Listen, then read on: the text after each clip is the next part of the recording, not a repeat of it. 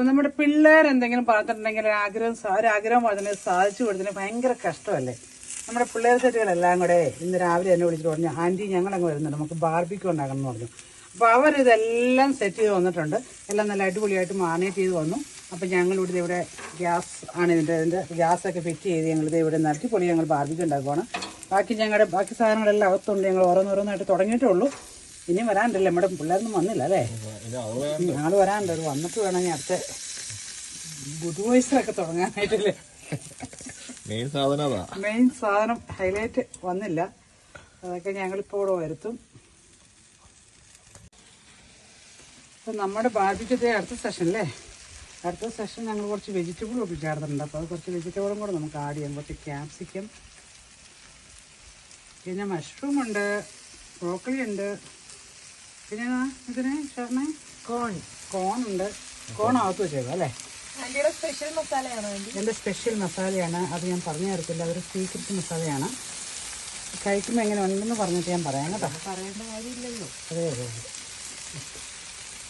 അതെ. ഞാൻ വന്നത് റോളായിരുന്നു എനിക്ക്. ഞാൻ വന്നപ്പോൾ അതെ അതെ അതെ കറക്റ്റ്.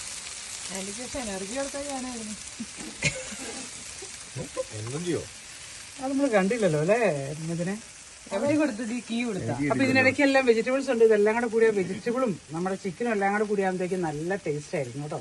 കാരണം ചിക്കൻ്റെ ഇതെല്ലാം കൂടെ അതിലേക്ക് പിടിച്ചിട്ടേ. ഞാൻ ആദ്യം ഈ ഫോയിൽ പേപ്പർ ഇടുന്ന എന്തിനാണെന്ന് വെച്ചിട്ടുണ്ടെങ്കിൽ, അല്ലെന്നുണ്ടെങ്കിൽ എന്നെ പ്രശ്നം എന്നുണ്ടെങ്കിൽ ഇതിന്റെ ഈ ഗ്രേവി എല്ലാം കൂടെ താഴോട്ട് പോകും.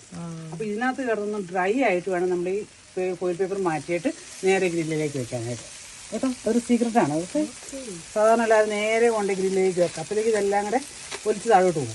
അപ്പോൾ പിന്നെ അതിൻ്റെ ടേസ്റ്റ് പോകും. ബുദ്ധി ഉപകാരം.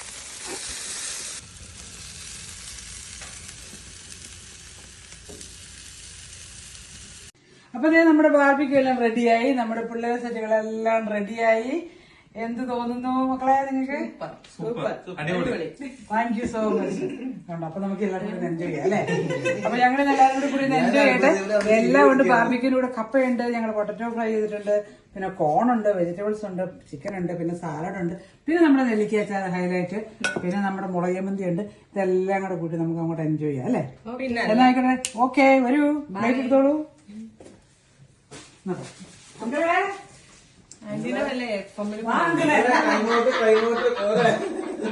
അങ്ങോട്ട് ജീവിക്കുക.